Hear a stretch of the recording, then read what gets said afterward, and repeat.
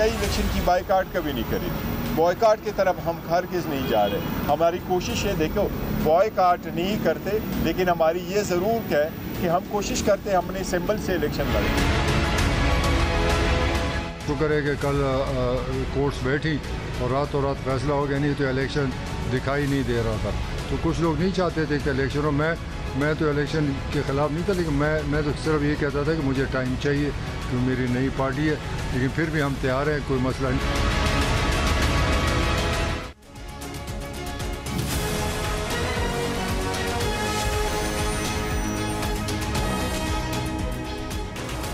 Very warm welcome to News Line. मैं हूं doctor Maria Zulfiqar Khan. Supreme court के कल के फैसले से इंतखाबात के इनेकाद पर कोई अभाम बाकी नहीं रहा है और इलेक्शन का स्केड्यूल जारी होने के बाद तो इस पर पक्की मोहर सब्त हो गई है।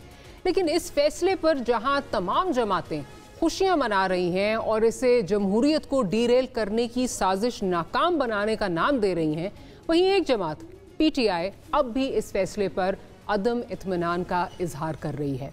पीटीआई की अगर बात करें तो पीटीआई ने बादल नखास्ता जो फैसला है इसका एहतराम बजा करने का तो कह दिया है, लेकिन साथ ही साथ ये भी कहा है कि उनके इंतज़ामिया से आरओज़ और डीआरओज़ की तैनाती के ईसीपी के फैसले पर तहफ़्फ़ुज़ात बरकरार हैं और वो चाहते हैं कि सुप्रीम कोर्ट उनकी दरख्वास्त भी सुने।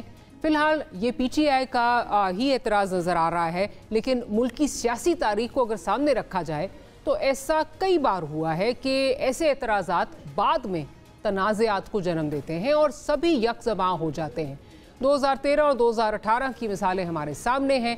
ख़ास तौर पर 2013 के इंतखाबी नताइज की अगर बात करें तो तब भी तमाम जमातों ने इन पर एतराज़ किया था, इन्हें आरोज़ का इलेक्शन कहा था और जब मामला सुप्रीम कोर्ट पहुंचा तो 22 सियासी जमातें एक दूसरे पर धांधली के इल्ज़ामात लगा रही थी और सभी को इंतखाबात की शफाफियत पर तहफ़्फ़ुज़ात थे।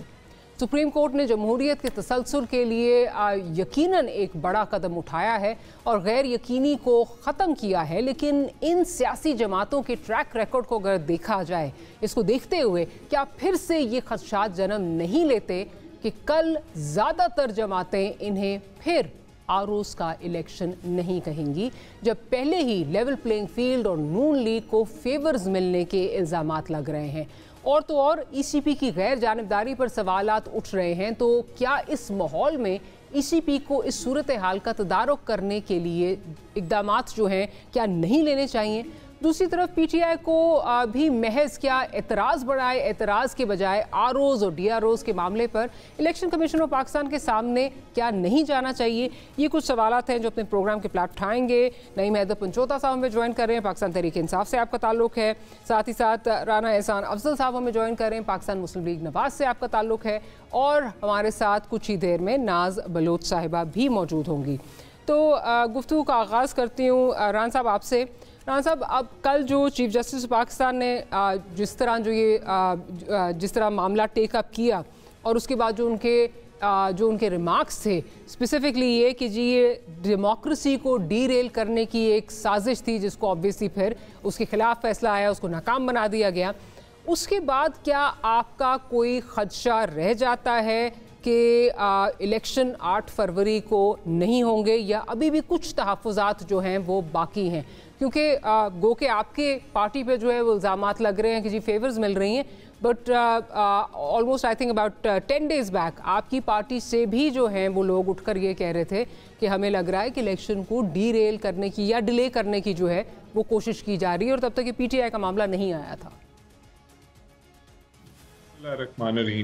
देखें, 2018 के भी जो इलेक्शंस थे उसके अंदर भी जो आरओज़ थे और एआरओज़ थे, आरओज़ जुडिशरी से थे, एआरओज़ एग्जेक्टिव से थे, तो कॉम्बिनेशन था।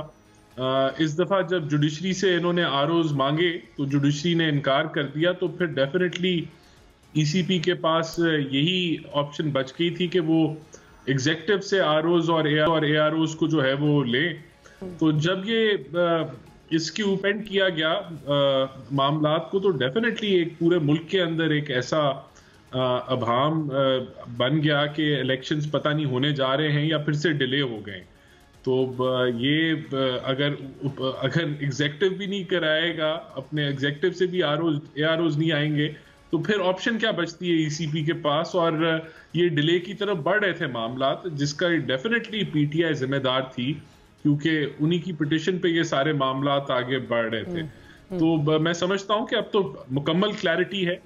8 फरवरी को इलेक्शन होने जा रहा है, बड़ा टाइट स्केड्यूल है और एक भागदौड़ मच चुकी है। जिस तरह यानी कि आज मैंने खुद जो है वो पेपर वर्क शुरू कर लिया, पेपर फाइल करने के लिए तैयारियां शुरू हो गई। तो मेरे ख्याल से अब तो there is absolutely no confusion कि हम इलेक्शंस की तरफ बढ़ रहे हैं। और जिस तरह मैंने कहा कि एक टाइट स्केड्यूल है, तो PMLN तो हमेशा ये समझती थी कि अब हमें इलेक्शंस को फर्दर डिले नहीं करना चाहिए।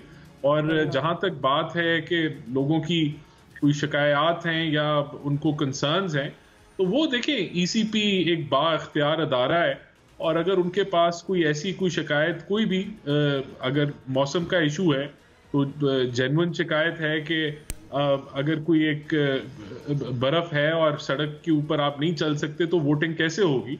तो ये भी मामला ECP ने हल करना है, और जो केयर टेकर निज़ाम है उसने हल करना है कि वो सड़कों को क्लियर करने का इंतजाम बनाए। अगर कहीं दहशतगर्दी की थ्रेट है तो ECP की जिम्मेदारी है, केयर टेकर सेटअप की जिम्मेदारी है कि वहाँ सिक्योरिटी कंसर्न्स को कैंडिडेट्स के साथ मिल के बैठ के उनको दूर किया जाए। लेकिन दिस डज नॉट मीन कि आप इलेक्शंस को डिले करें। तो हम तो समझते हैं कि बड़ा अच्छा फैसला हुआ, एक क्लैरिटी आ गई, और we are moving towards elections. Moving towards election. Naz Baloch साहिबा भी साथ हमारे मौजूद हैं। नाज साहिबा, कल की जो हेयरिंग है उसके बाद क्या खदशात ख़त्म हो गए? नॉट वीज़ा-वी इंतज़ामिया, वो तो उस पर आगे जाके जो है बात करेंगे, लेकिन इस हवाले से कि इलेक्शन डीरेल हो सकते हैं, इलेक्शन डिले हो सकते हैं, क्या आपको लगता है कि अब 8 फरवरी को इलेक्शन होंगे? बिस्मिल्लाहिर्रहमानिर्रहीम। डॉक्टर मारिया, ये बिल्कुल आप दुरुस्त फरमा रही हैं कि बहुत ज़्यादा केओटिक सिचुएशन बनाने की कोशिश की जा रही थी, और बहुत ही एक अनसर्टेन सा चीज़ें लग रही थी, क्लैरिटी नहीं थी बहुत सारी चीज़ों में। गो के फरवरी में इंतखाबात कराने के लिए जो है एक इलेक्शन कमीशन की जानिब से हम यही तवक्को और उम्मीद लगा रहे थे कि वो अपना भरपूर किरदार अदा करेगी, जो कि कल नजर भी आया। इलेक्शन कमीशन का जो है वो अदालत की तरफ जाना, सुप्रीम कोर्ट की तरफ जाना, और चीफ जस्टिस साहब ने फौरी तौर पे इस मामले को जो है वो टेकअप किया। तो मैं समझती हूँ ये बड़ी खुशाइंद बात है कि अब चीज़ें क्लियर हो चुकी हैं, और एक डेट जो है वो फाइनलाइज हो चुकी है, एक शेड्यूल जो है वो वाज़ेह तौर पे आ चुका है। तो अब लोग, मैं समझती हूँ, इस क्लैरिटी के साथ एक उम्मीद भी बांध के बैठे हुए हैं कि इंशाल्लाह 8 फरवरी को इंतखाबात बर वक्त होंगे इंशाल्लाह, और अमन व अमान के साथ, खैर व आफियत के साथ इंतखाबात हो, ताकि अवाम अपने वोट के हक को इस्तेमाल करे, और पार्लियामेंट जो है वो अपने फैसला साजी का जो अमल है उसको लेकर आगे की तरफ बढ़े। क्योंकि आपको पता है दुनिया भर में कहीं पर भी निगरान हुकूमत जो है वो तो हुकूमतें नहीं चलाती। निगरान हुकूमत का मकसद ही ये होता है कि वो इलेक्शंस कराने के अमल को जो है वो एक स्पीडी तरीके से, और निगरान हुकूमतें बहुत सारे ममालिक में मेजॉरिटी दुनिया में तो है नहीं, निगरान का कॉन्सेप्ट तो हमारे पास ज्यादा है, हमारे पास ही है शायद। बिल्कुल आप दुरुस्त फरमा रही हैं। और अक्सर लोगों का क्वेश्चन भी हमें ये होता है, दीगर ममालिक के जो पार्लियामेंटेरियंस मिलते हैं तो उनको ताज्जुब भी इस बात के ऊपर होता है कि हमारे यहाँ ये निज़ाम है कि निगरान हुकूमत जो है वो आके इंतखाबात कराती है। फिर उसके बाद ये भी होता है कि जब इलेक्शंस होते हैं फिर उसके बाद रिगिंग का और एक जो है वो धांधली का की शिकायतें आती हैं। ये तमाम चीजें अपनी जगह है, लेकिन मैं समझती हूँ सबसे अच्छी बात यह है कि तसलसल जो जमहूरियत का है वो बरकरार होना चाहिए। जब अवाम अपने वोट के हक को इस्तेमाल करने के लिए निकलती है तो फिर उसी से आपके पास जो है ना मुल्क में जमहूरियत पनपती है, और अवाम के फैसले करने का जो हक पार्लियामेंट को है, जो अवाम अपने नुमाइंदे पार्लियामेंट तक भेजती है, फिर वो उनके फैसले करते हैं। मुल्क में जो माशी सूरत हाल है, जो एक माशी बहरान है, और जो हमारी पॉलिसी फ्रेम आउट करने की एक मैं समझती हूँ इंतहाई जरूरत है, हमें माशी पॉलिसीज हो, हमारी जो है रोजगार के मौके लोगों के लिए पैदा करना, ये वो तमाम चीजें हैं जो इंशाअल्लाह ताला इलेक्शंस के बाद बनने वाली पार्लियामेंट के ऊपर बहुत भारी जिम्मेदारी होगी कि वो ये इन अहम मामलात को लेकर आगे बढ़े। अच्छा, एक तरफ तो इलेक्शन के बाद के मामलात जो हैं वो डिस्कस हो रहे हैं कि जी और बहुत उम्मीदें लगी हुई हैं कि जो मुल्क के इस वक्त दरीना मसाइल हैं उनका हल जो है वो ऑब्वियसली सिर्फ इलेक्शंस में ही है, लेकिन गो के इस वक्त पार्टीज तमाम जो हैं वो ये सोच रही हैं कि इलेक्शन की तरफ जाना चाहिए। PTI क्या इस पे कह रही है, मैं ज़रा सुनवा देती हूँ आपको, क्योंकि PTI बड़ी तनकीद हो रही थी। तो बैरिस्टर गौहर साहब ने आज क्या कहा, सुनवा देते हैं कि वो क्या कह रहे हैं। फैसले तो मुतमईन नहीं है, हम तो एग्रीव्ड है फैसले से, टू दिस एक्सटेंट एग्रीव्ड है कि हम कहते हैं सुप्रीम कोर्ट को ये डायरेक्शन देनी चाहिए थी कि जुडिशरी से उनको रखवा लेते हैं बजाय इसकी कि उसको सेटिसाइड करते। लेकिन सुप्रीम कोर्ट का आप आफ्टर ऑल फैसला है तो फाइनल फैसला सुप्रीम कोर्ट का होगा, उसका एहतराम किया जाएगा और उस फैसले को मनोअन तस्लीम किया जाएगा और उसमें अमल दरामद होगा। अच्छा, नहीं मैं तो पंचोता साहब ये बताइए कि इस वक्त क्योंकि बहुत सारी कन्फ्यूजन जो है वो आपकी पार्टी की तरफ से आ रही है। जब ये फैसला आया तो आपकी पार्टी बड़ी खुश भी हुई, उन्होंने बहुत सारी जो है उसकी खुशी का इजहार किया, लेकिन उसके बाद अली ज़फ़र साहब हैं, रिकॉर्ड पे इस वक्त मौजूद हैं, उन्होंने कहा जी बिल्कुल अगर ये तासुर गया है कि हम इलेक्शन को डिले कराना चाह रहे हैं तो बिल्कुल ये तासुर सही है और ये ठीक है, हमारा मौक़िफ़ ये नहीं था, लेकिन ये तासुर जो है वो बन रहा है। अब मुझे ये बताइए कि क्या वजह है कि आपने जो है ये एक फ़ोरम जो है वो लाहौर हाई कोर्ट का जो है वो चूज़ किया, आप ECP के पास नहीं गए। आप ECP के पास जाते अपनी जो आपके इश्यूज़ हैं वो बताते कि हमें फ़लाँ बिकॉज आपके इश्यूज़ जो हैं वो जेन्युइन हैं कि अगर आप ये कह रहे हैं कि वो ब्यूरोक्रेसी जो हमारे लिए जो हमें अरेस्ट कर रही है वही अगर DROs और ROs हुए तो हम चीज़ें किस तरह लेकर चलेंगे, पर क्या वजह है कि आप ECP के पास नहीं गए? बहुत शुक्रिया जी, बड़ी नवाजिश। हम बिल्कुल ECP के पास गए हैं और वहाँ पर अपना चार्टर ऑफ डिमांड रखा है और उनसे ये गुजारिश की थी कि ये हमारे मुतालबात हैं कि अगर दूसरी जमातों को लेवल प्लेइंग फील्ड हासिल है तो हमें भी होनी चाहिए। लेवल प्लेइंग फील्ड क्या थी? वो ये थी कि जल्द से जुलूस करने की अगर उन्हें इजाज़त है तो हमें भी दी जाए, अगर रैलियां निकालने की उन्हें इजाजत है, झंडा उठाने की उन्हें इजाजत है तो हमें भी दी जाए। DROs के हवाले से बात कर रही हूँ, ब्यूरोक्रेसी और जुडिशरी वाला जो मामला है उस पर बात कर रही हूँ कि वो आप नहीं लेकर गए।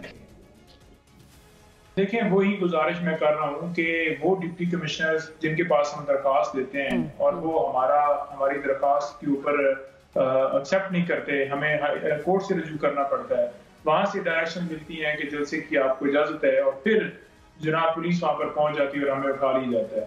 उस जरिए से इलेक्शन करवाना, वो DROs इंतजामिया से लेना, ठीक है जी, तो कैसे फ्री एंड फेयर इलेक्शन हो सकते हैं? और ये बात नहीं साहब, मैं आपकी बात से बिल्कुल अग्री करती हूँ। मैं ये कह रही हूँ कि बजाय इसके कि आप कोर्ट सीधा पहुंच गए, क्या वजह है कि आप इलेक्शन कमीशन और पाकिस्तान के पास ये नहीं लेके गए मामला जो है कि हमें इस वक्त जो आप जुडिशरी वाला मामला और जो इस वक्त ब्यूरोक्रेसी के DROs ROs वाला मामला है वो ये बात कर रही हैं? मैं वही गुजारिश कर रहा हूँ कि सेम फरवरी में भी यही उस वक्त भी हमने अप्रोच किया था इलेक्शन कमीशन से और इलेक्शन कमीशन ने इसी तरह से जो है जुडिशरी से नहीं लिए थे और उस वक्त भी एग्जेक्टिव ने ही दरखास्तें जो है वो वसूल की थी।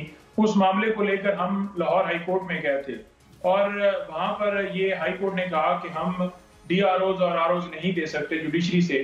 उस लेटर को जो है प्रेजेंट किया गया सुप्रीम कोर्ट में, जो बाद में अगस्त में ये बात जो है हाई कोर्ट की तरफ से की गई कि आप राब्ता करेंगे हमसे, तो हम कभी भी ये नहीं कि उन्होंने इनकार नहीं किया। उन्होंने कहा कि आप जिस वक्त उन्होंने ना इनकार किया ना उन्होंने कहा कि हम देंगे। उन्होंने कहा कि जब आप अनाउंस कर देंगे उस वक्त देखेंगे कि क्या है। उनके कैटेगोरिकल ये रिमार्क्स थे कि जी हम 2 किश्तियों में सवार नहीं हो सकते और अगर हम ये करेंगे तो इंसाफ कौन देगा, लेकिन जब इलेक्शन अनाउंस हो जाएंगे उसके बाद हमारे पास आइएगा।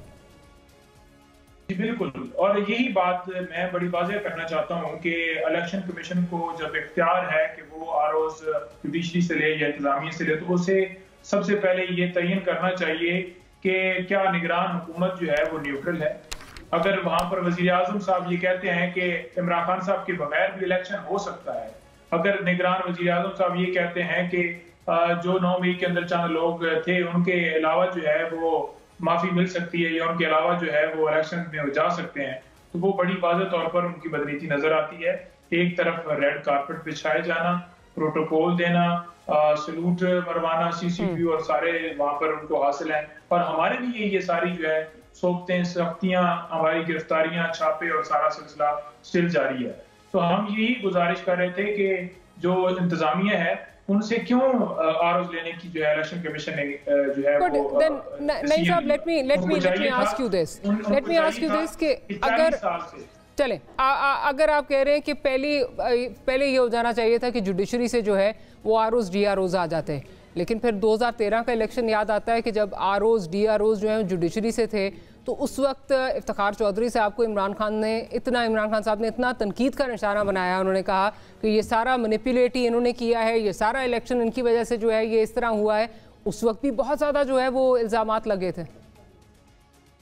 अब ये मैं वही गुजारिश कर रहा हूँ कि 40 साल से जुडिशरी से रहे हैं आरओज DROs, और 2013 के अंदर अगर धांधली की गई, उस वक्त चंद हलकों की इमरान खान साहब ने बात की, तो वो क्या चंद हलके खुलवाए गए, क्योंकि ये 90 में आए, 93 में निकाले गए, 97 में आए या 2002 में आए, तो 13 में आए, इसी तरह से निकाले गए। डील का रास्ता जब भी आप अपनाएंगे तो फिर मैं ये समझता हूँ कि फिर ऐसा ही होगा कि आपको निकाला जाएगा। ब्यूरोक्रेसी आप कहते हैं कि उनके साथ खड़ी है, जुडिशरी आप ये कहते हैं कि उनके साथ नहीं खड़ी बकौल आपके इस वक्त, लेकिन माजरत के साथ जिस किस्म का आपका ट्रैक रिकॉर्ड है, प्लीज हेयर मी आउट, जिस किस्म का आपका ट्रैक रिकॉर्ड है with the honourable chief justice of Pakistan, इस वक्त जो पीछे माजी में हो चुका है, जिसको अब आप ये कहते हैं कि नहीं जी हमने नहीं किया था, किसी और ने करवाया था, किसी और के कहने पर जो है वो किया था, उसके बाद इससे क्या बैद है कि ये इलेक्शन कल हो जाए, आरओज DROs जो है जुडिशरी से मिल जाएं, लेकिन आप कहें अगर आपको अपने मतलूबा नताइज नहीं हासिल होते तो आप कहेंगे कि ये तो जो चीफ जस्टिस है उन्होंने मैनिपुलेट करवा दी है, ये कंट्रोवर्सी नहीं जो है वो खड़ी हो सकती है। गुजारिश कर रहा हूँ, एक इलेक्शन होता है कि इलेक्शन हो जाए और उसके बाद उस इलेक्शन को कहा जाए कि ये फ्री एंड फेयर नहीं हुआ, लेकिन यहाँ पर यह है कि इलेक्शन से पहले ही इलेक्शन मुतनाज़ा होता हुआ नजर आ रहा है, क्योंकि हमें तो फील्ड ही हासिल नहीं है। और हम ये गुजारिश करें कि ये DC, ये AC जिन्होंने हमारे खिलाफ कार्रवाइयां की हैं, ये DC लाहौर जिन्होंने 2200 बल्कि 2300 के करीब जो है MPOs ऑर्डर्स जारी किए, यही डिप्टी कमिश्नर जिन्होंने पंजाब के अंदर 2500 3 MPOs के तहत लोगों को नजरबंद किया, KPK में 700 लोगों को नजरबंद किया गया, तो उनसे क्या हम तवक्को कर सकते हैं कि जो हमारे खिलाफ जो है वो क्रैक डाउन कर रहे हैं? लेकिन don't you think the better option, Manjota साहब, डोंट यू थिंक, बिल्कुल ठीक कह रहे हैं, उनको चाबी नहीं देनी चाहिए, तो ये तो वॉशरूम में नहीं जाते, उनको आप ठीक कह रहे हैं, उनको चाबी नहीं देनी चाहिए, उनको चाबी बिल्कुल नहीं देनी चाहिए, बट क्या ये बेहतर हल ना हो कि अगर एग्जीक्यूटिव से आ रहे हैं तो उन तमाम लोग जिन पर आपको एतराज़ात, आपके तहफ़्फ़ुज़ात हैं, आप वो नाम प्रोवाइड कर दें इलेक्शन कमीशन ऑफ पाकिस्तान को, कहें जी ये नहीं होने चाहिए और इसके अलावा कोई हो, क्योंकि ये तो इस वक्त जो सिलसिला है ये तो फिर कंट्रोवर्सी है, ये तो जुडिशरी से भी अगर आएंगे तो वहाँ से भी जो है वो इल्ज़ामात लग सकते हैं। इल्ज़ामात क्यों लगने हैं जब आपको इमरान खान को इलेक्शन कमीशन की बात कर रहा हूँ कि गैर कानूनी तौर पर डिस्क्वालीफाई करे, फिर इंटर पार्टी इलेक्शन के हवाले से हमारे ऊपर इतराज लगाए, किसी और के ऊपर ना हो, फिर दोबारा ये कहें कि भले का निशान लिया जा रहा है, इसके ऊपर जनाब नोटिस करते हैं, ये डॉक्यूमेंट्स मिस हैं, हमने तमाम रिक्वायरमेंट्स पूरी कर दी हैं।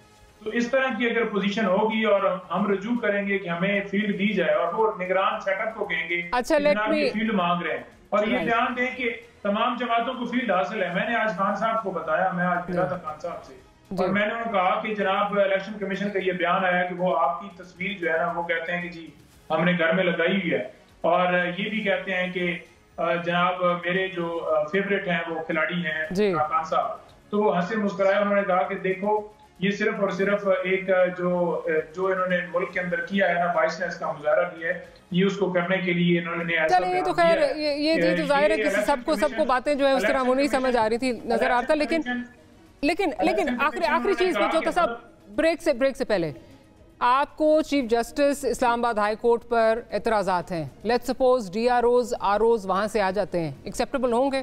क्योंकि आप ये कोर्ट से एक्सपेक्ट कर रहे हैं ना, फिर एक्सेप्टेबल होंगे आपको? देखिए बात यह है कि जुडिशरी जो है ना वो एक इंडिपेंडेंट इदारा है, जो डीसी वगैरह हैं वो सीधे इंतजाम ऊपर से डायरेक्शन लेते हैं प्राइम मिनिस्टर से, वहाँ पर चीफ सेक्रेटरी से। आपके जो एतराज़ात थे चीफ जस्टिस के ऊपर, वो ये तो नहीं थे कि वो इंडिपेंडेंट हैं, आप तो उन पर भी इल्जामात लगा रहे थे। देखिए, अगर एक जो है मुअज़्ज़ज़ जज जो हैं वो अगर 22 हैं, तो हम ये तो नहीं कह सकते ना कि तमाम जो जजेस हैं हाई कोर्ट में, हमने तमाम जजेस की तो कभी भी बात नहीं की। डिस्ट्रिक्ट कोर्ट में भी हर रोज पेश होते हैं, हमने तो कभी नहीं कहा कि हर जज ही तो फिर वही बात है ना बंजोता साहब, पिक एंड चूज वाली चीज चल रही है ना कि लाहौर वाला लगा दे, इस्लामाबाद वाला ना लगाए। माजी में भी इफ्तिखार चौधरी साहब, जस्टिस रमदे साहब, उन पर भी इल्जामात लगते रहे। सो पॉइंट ये है कि आप सबको मिलकर बैठ के जो है ये सॉर्ट आउट करना पड़ेगा। ये इस तरह नहीं हो सकता। अगर ये जुडिशरी से भी आ जाएं, कल को वहाँ से भी एतराज़ात होंगे। ऑन दैट नोट मुझे एक छोटी सी ब्रेक लेनी है, के बाद आते हैं तो गुफ्तगू को यहीं से कंटिन्यू करेंगे।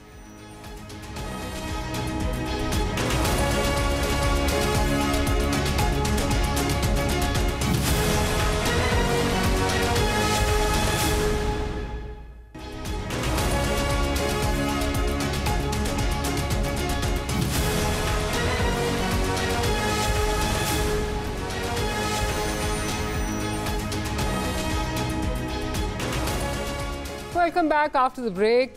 ब्रेक से पहले तहफ़्फ़ुज़ात की बात हो रही थी, कुछ और तहफ़्फ़ुज़ात की बात करते हैं।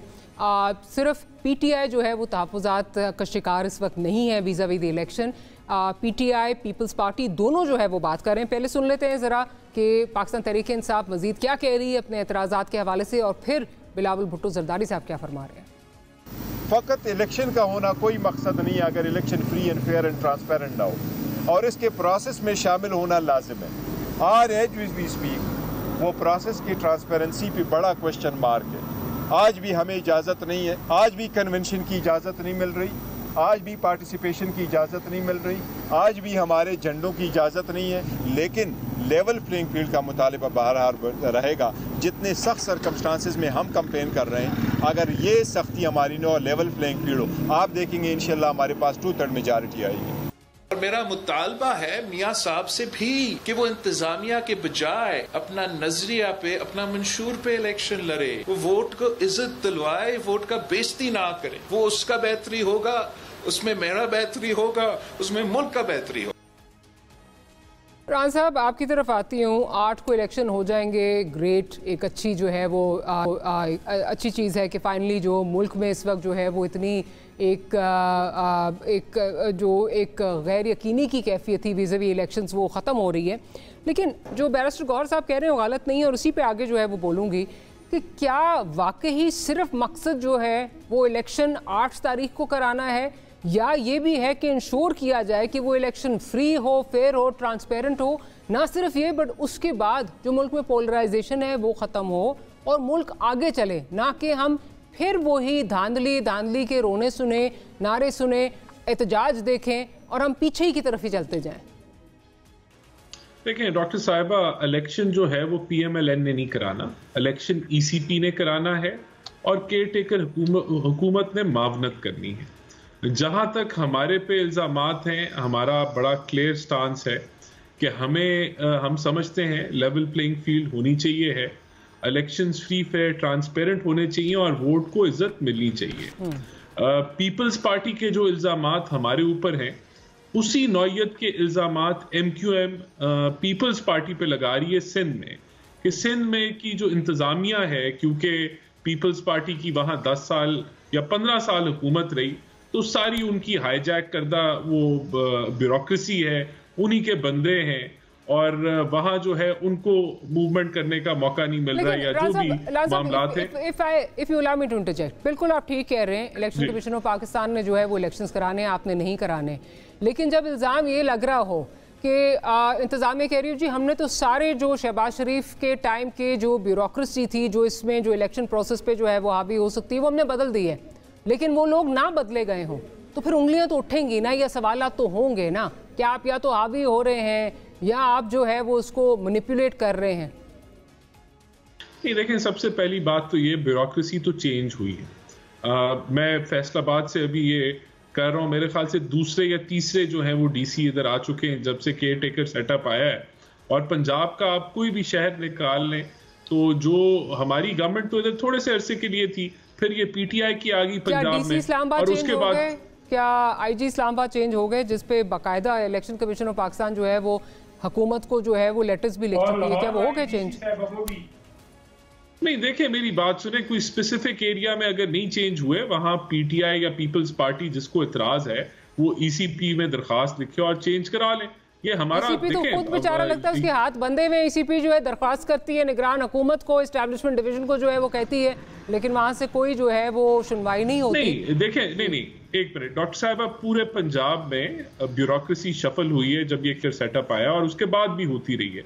अगर कुछ जगहों पे नहीं हुई तो वहां जिसको एतराज है वो अपना एतराज जमा कराए, उसको मीडिया में भी बताए कि ये मैंने वहां भी जमा करा दिया है और इधर भी जमा करा दिया है। देखिए बाकी पीपल्स पार्टी बयानियां बना रही है, और उनके जो 4P है जिसने टिकट्स अलॉट करने हैं, जरदारी साहब, उन्होंने कैटेगोरिकली कहा है, जिसमें मेरे ख्याल से कोई कंफ्यूजन की गुंजाइश नहीं थी, कि पंजाब में भी जो केयर टेकर सेटअप है वो उनके बेटों की तरह सीएम है, और उनको जब कोई हमें शिकायत होती है हम बताते हैं तो वो न्यूट्रल तरीके से उसको हल कर देते हैं। That vote has sailed। उसके बाद से तो जो है इतनी ज्यादा जो है वो इल्जामात लग रहे हैं मोहसिन नकवी साहब पर। नहीं वो फिर देखें, बात ये है, उन्होंने तो ये भी कहा कि जो इसके बरक्स बात करता है उसको कुछ पता ही नहीं है। तो अब ये जो बिलावल साहब हैं वो लगे हुए, उसके बाद तो ये भी बात आ गई है कि वजीर आजम जो है वो जरदारी साहब ने बनना है या बिलावल साहब ने बनना है। तो there is utter confusion within Peoples Party. तो वो पहले वहां एमक्यूएम को सेटिस्फाई करें, और ये इल्जाम तराशी इलेक्शन में चलती रहती है। हम इसको देखें, निगेट करते हैं, अगर कोई सबूत है तो जमा कराएं ईसीपी को, वी आर नॉट रिस्पॉन्सिबल। जहां तक पीटीआई की बात है, देखें मुझे तो बड़ी, इनके पास एक जमहूरी रास्ता था, इनको चाहिए था डट के ऑपोजिशन नेशनल असेंबली में करते, केपीके की हुकूमत चलाते, पंजाब की चलाते, इनकी सियासत आज कहीं और होती। They did not choose that democratic path। इन्होंने लड़ाई लड़ी रियासत के साथ, इन्होंने नफरत के बीज बोए, झूठे प्रोपेगेंडे किए, आलमी साजिश, इंपोर्टेड हुकूमत, उसके बाद ये मीर सादिक, और फिर 9 मई के वाकयात। तो आज भी ये क्या कह रहे हैं, इनका आप मौकफ सुन रहे हैं, ये कहते हैं जी 9 मई का वाकया, जो कि पीटीआई के कारकुन गाड़ियों पे चढ़ के फौजी पतलूने लहरा रहे थे, कहते हैं ये लंदन प्लान था, कहते हैं ये रियासत की कंस्पिरेसी है हमारे खिलाफ। But that can't negate the fact कि एक जो तासुर जा रहा है बड़ी तेजी से जा रहा है। आज भी जो है नोटिस वो हुए फवाद हुसैन फवाद साहब को, आहद चीमा साहब को, बिकॉज ये कहा जाता है ये बाकियात हैं PMLN की और यही देयर रनिंग द शो। तो लेट्स सी कि क्या होता है। बट जहां तक इलेक्शन कमीशन ऑफ पाकिस्तान का ताल्लुक उसका जवाब भी सुन लें। जी देखें, आहद चीमा साहब एडवाइजर हैं गालिबन, और जो फवाद साहब हैं वो प्राइवेटाइजेशन के वजीर हैं। अब प्राइवेटाइजेशन का वजीर इलेक्शन के अंदर कैसे इंटरफेयर कर सकता है? हमें कोई इतराज नहीं है, अगर केयर टेकर सेटअप चाहता है उनको रखना या नहीं रखना, वो हमारा प्रेरोगेटिव तो नहीं है, वो PMLN की चॉइस तो नहीं है, वो इंडिपेंडेंट है। चले ठीक, लेट्स सी। बट मैं जरा नाज साहिबा की तरफ चलती हूँ। नाज साहिबा, माजरत के साथ, क्या ही अच्छा होता कि हमारा इलेक्शन कमीशन ऑफ पाकिस्तान उतना जो है वो बाइख्तियार होता जितना इस वक्त राना साहब कह रहे हैं। उनकी तो सुनवाई नहीं होती। ये बात तो आप बहुत देर से भी बात कर रहे हैं कि जी ब्यूरोक्रेसी जिस तरह मैनिपुलेट किया जा रहा है ब्यूरोक्रेसी के थ्रू, वो एक लेवल प्लेइंग फील्ड के मुतरादिफ नहीं है।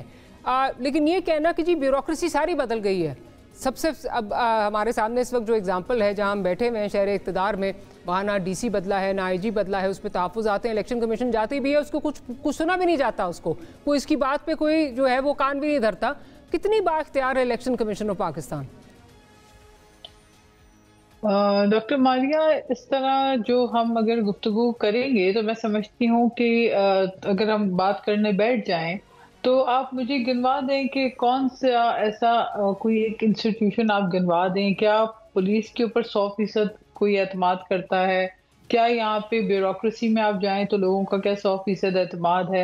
ये वो तमाम चीज़ें हैं जहाँ, जबकि ये भी बात दुरुस्त है कि आप देखें कि हमारी पुलिस ने कई शहादतें दी हैं, जानों की कुर्बानियाँ होती हैं, और कराची जैसे बड़े शहर में बहुत ज़्यादा शहादतें हुई हैं पुलिस अफसरान की, और KPK में देख लें, बलूचिस्तान में देख लें। लेकिन फिर भी जब हम तनकीद पे आते हैं तो हमें गुड एंड बैड सोसाइटी के है ना। अभी ट्रांसपेरेंसी की गालिबन रिपोर्ट आई थी जिसमें टॉप नंबर पे पुलिस ही थी। जी बिल्कुल, करप्शन जी बिल्कुल, मैंने पढ़ा, मैं स्टडी कर चुकी हूँ, बिल्कुल ऐसे ही है। 6 उन्होंने इंडिकेटर्स दिए हैं जिसके अंदर उन्होंने सबसे पहले जो है वो पुलिस का शुमार किया है, और उसके बाद लेकिन बात यह है, देखें ये चीजें तो हमारी सोसाइटी के अंदर ये वो चीजें हैं जिनको दुरुस्त करने की जरूरत है, और इसके लिए जो इंडिविजुअल चेंज है वो भी बहुत मायने रखती है। लेकिन ये तब शुरू होती है जब आपके पास पॉलिटिकल मैच्योरिटी हो, और ये पॉलिटिकल लीडरशिप का काम होता है, अपनी आवाम के अंदर शऊर उजागर करना, उनको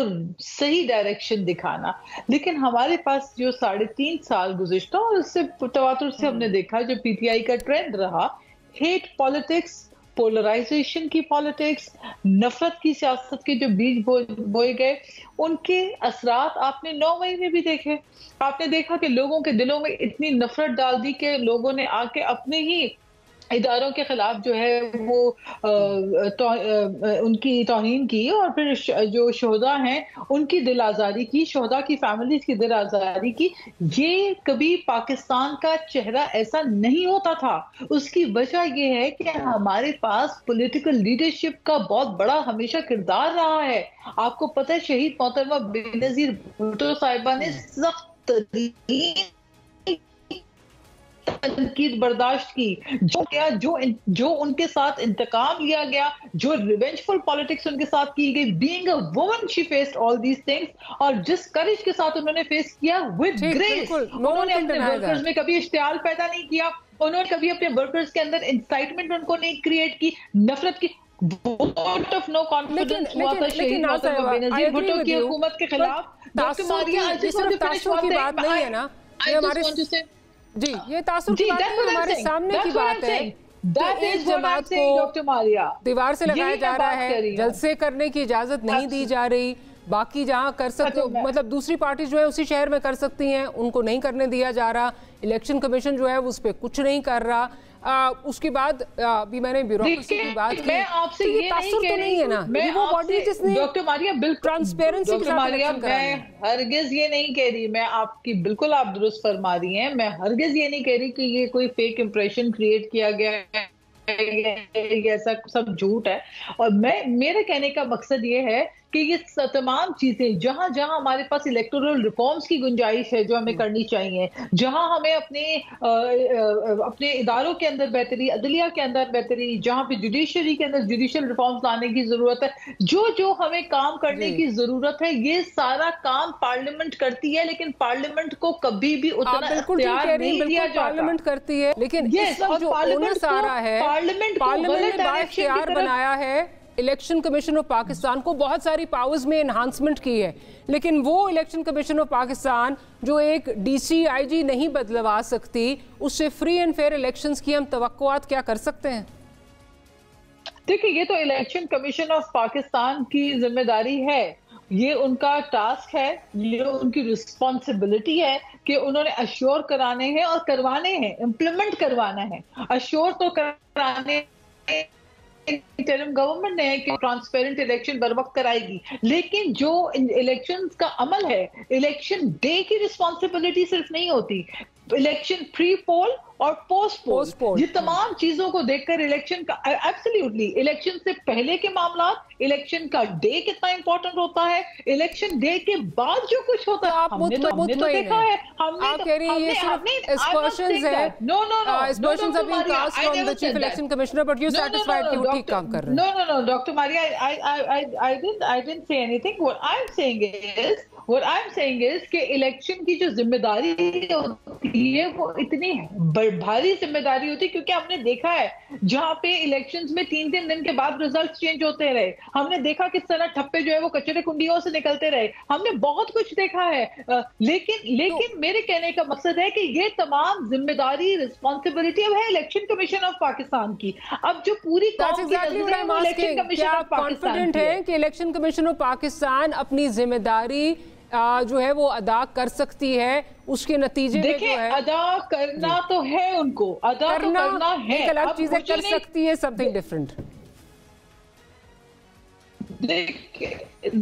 देखिए अदा करना पड़ेगा, क्योंकि after all election commission of Pakistan भी जवाब दे तो है, ये लगता कि एक बेहंगम किस्म का सिलसिला चले और कोई वाली वारिस ना हो, कोई पूछने वाला ना हो, ऐसा नहीं है। बट आई थिंक कि मेरा ख्याल है कि जिस तरह कल का मामला हुआ, election commission of Pakistan supreme court गई और फिर इलेक्शन का शेड्यूल आया, ये तमाम चीजें, तो आई थिंक ये, हालांकि हमें बहुत सारी चीजों पर एतराज हो सकते हैं, लेकिन हम समझते हैं कि जो इलेक्शन 8 मई को आ रहा है, जो शेड्यूल आया है, ये चीजें डिले बाकी में नहीं होनी चाहिए। 8 फरवरी को इलेक्शन का होना बहुत इंपॉर्टेंट है और शेड्यूल का आना बहुत इंपॉर्टेंट था। ये तमाम चीजें वाज़ेह हो गई, बहुत इंपॉर्टेंट, बिल्कुल 8 फरवरी का इलेक्शन बहुत इंपॉर्टेंट है, लेकिन 8 फरवरी के इलेक्शन के नतीजे में जो रिजल्ट्स आएंगे उनको कबूल करना भी और उसके नतीजे में एक जो एक स्टेबिलिटी है वो भी बहुत ज़रूरी है। लेकिन जिस तरह चीज़ें जा रही हैं लगता नहीं है वो स्टेबिलिटी। छोटी सी ब्रेक लेनी है, फिर पंचोता साहब की तरफ जाऊंगी।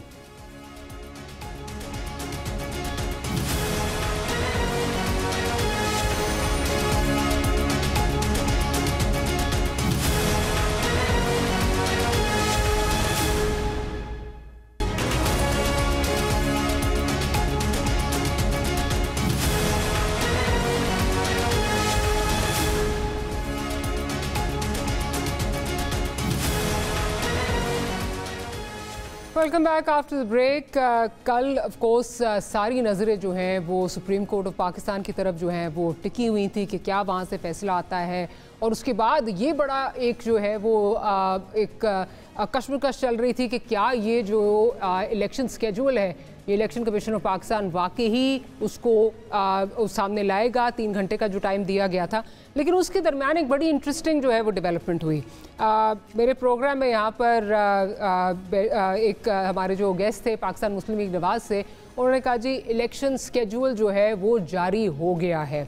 और उसके बाद ये पता चला कि जी डार साहब, जो सेनेटर डार साहब हैं, उन्होंने ये इलेक्शन स्केड्यूल जो है इसकी अनाउंसमेंट भी कर दी है, ट्वीट भी इस पे जो है वो कर दी है।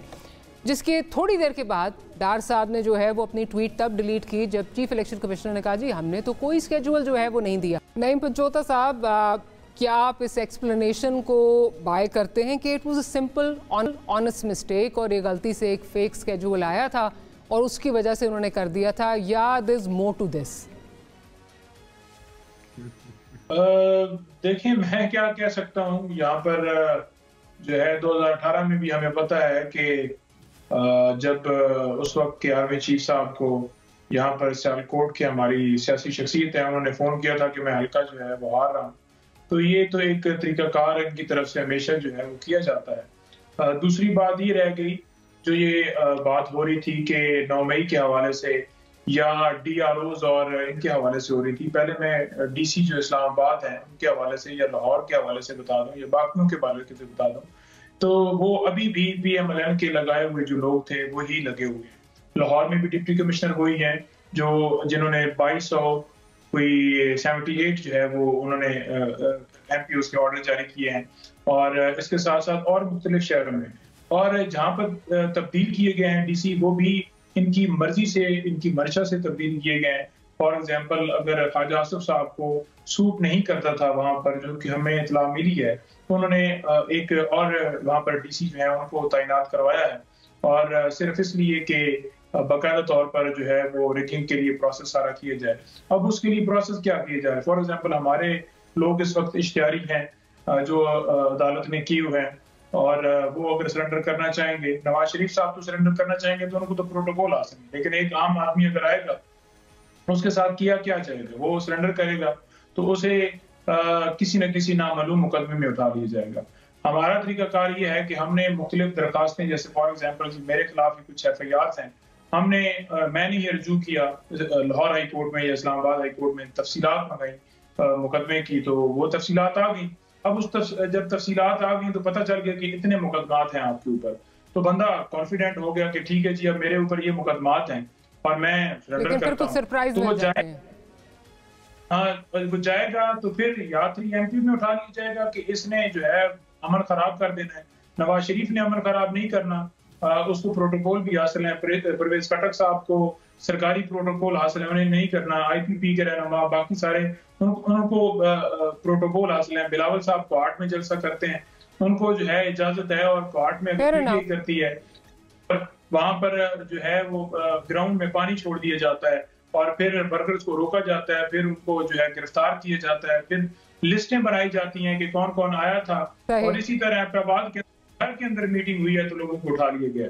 तो बात यह है कि अगर वो सरेंडर करना भी चाहेंगे तो इनका प्लान यही है कि उससे पहले जब वो सरेंडर करेंगे वहां से उठा लिया जाएगा, एक में नामजद कर दिया जाएगा, नजर बंद कर दिया जाएगा, और जो महीना एक होगा का तो वो कैंडिडेट्स जो हैं वो अंदर रहेंगे, जेल के अंदर रहेंगे। तो क्या इस तरह से हो सकता है?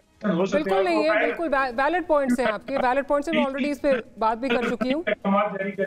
मैं जरा राणा साहब के पास दरखास्त ले लें, वो डीसी अंदर कर देगा आपको। मैं ज़रा राणा साहब की तरफ चलती हूँ कि मुझे उनसे इस पे पर्सपेक्टिव लेना है। राणा साहब, इस पे बड़ी कंट्रोवर्सी जो है वो शुरू हो गई है, because even if I do give him the benefit of doubt, बात ये है कि एक पहले ही आपका तासुर बन रहा है कि ये गठजोड़ है इलेक्शन कमीशन ऑफ पाकिस्तान का और PMLN का। Again I am talking about perceptions, या PMLN बहुत हावी है, फिर माजी का भी हवाला दिया जाता है 2013 के इलेक्शन का कि मिठाइयाँ बंट गई थी, अनाउंसमेंट्स जो हैं वो हो गई थी, अभी इलेक्शन के रिजल्ट्स जो हैं वो जो ऑफिशियल रिजल्ट्स थे वो नहीं आए थे। तो क्या कहेंगे इस पे? देखें, सोशल मीडिया पे एवरीवन गोज थ्रू इट के कोई ना कोई गलत इन्फॉर्मेशन आ जाती है और आप आगे उसको भेज देते हैं, कभी ट्वीट कर देते हैं और बाद में जब पता चले तो डिलीट कर देते हैं। इसमें एहतियात बरतनी चाहिए थी।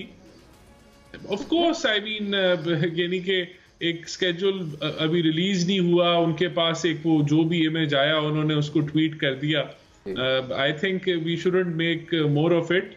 बाकी देखें, स्केड्यूल क्या उनको क्या ECP ने सीक्रेटली भेज दिया कि ये स्केड्यूल आपको हम पहले भेज देते हैं? उन्होंने कहा कि मुझे एक फॉर्मर सेनेटर है उन्होंने भेजा, तो फिर तो यही सवाल होता है उन सेनेटर साहब को ECP ने लीक किया, क्या हुआ? सो ऑफ कोर्स जितना इसको प्रोब करने जाए ज्यादा होता है, बट चले आप कह रहे हैं ऑनेस्ट मिस्टेक है ना साहब, डू यू बाय दिस कि it was an honest mistake कि डार साहब से गलती हो गई?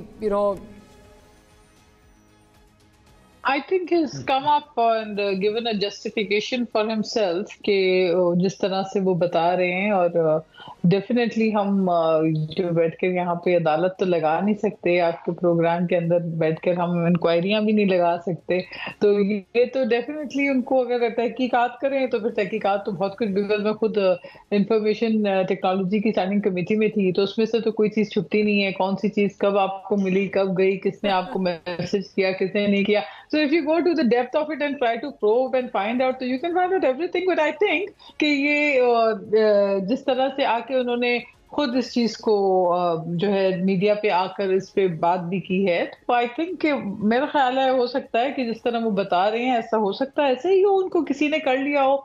और ये भी बिल्कुल ऐसा होता है बाज़ औक़ात कि हम सोशल मीडिया की चीज़ें जब तक आती हैं, बाज़ औक़ात लोग वेरीफाई किए बगैर खुद ही पहले जो है ना फर्स्ट हैंड रिपोर्ट आगे पब्लिक करने में ज़्यादा उनको अच्छा लगता है कि हमसे ज़्यादा, सबसे ज़्यादा हमें ट्वीट्स मिल जाएंगी शायद की खबर हम अगर नशर करेंगे। जी हाँ, तो सियासतदान भी कभी कभी कोशिश करते हैं कि हम मीडिया से भी ज़्यादा तेज़ हो जाएं, जो कि हो नहीं पाते, लेकिन फिर भी but I think I don't think it's debatable thing, maybe, you know, मतलब मैं नहीं इस पे कुछ तबसरा कर सकती इस इशू पे। आई थिंक हो सकता है दिनों में जब इलेक्शन के बाद और अगर PMLN जीत जाती है तो तब भी नाज़ बलोच साहिबा आप यही बात कर रही हो या आपकी पार्टी यही बात कर रही है? देखिए, इंडिविजुअल ओपिनियंस होती हैं, हर एक की इंडिविजुअल ओपिनियन होती है। आप किसी और से बात करेंगे, हर किसी की अपनी सोच होती है, और हमारी पार्टी के अंदर हमें ये नहीं कहा जाता कि हर छोटी से छोटी, बड़ी से बड़ी चीज के ऊपर बहुत ही स्ट्रिक्ट आपने एक रिएक्शन देना है।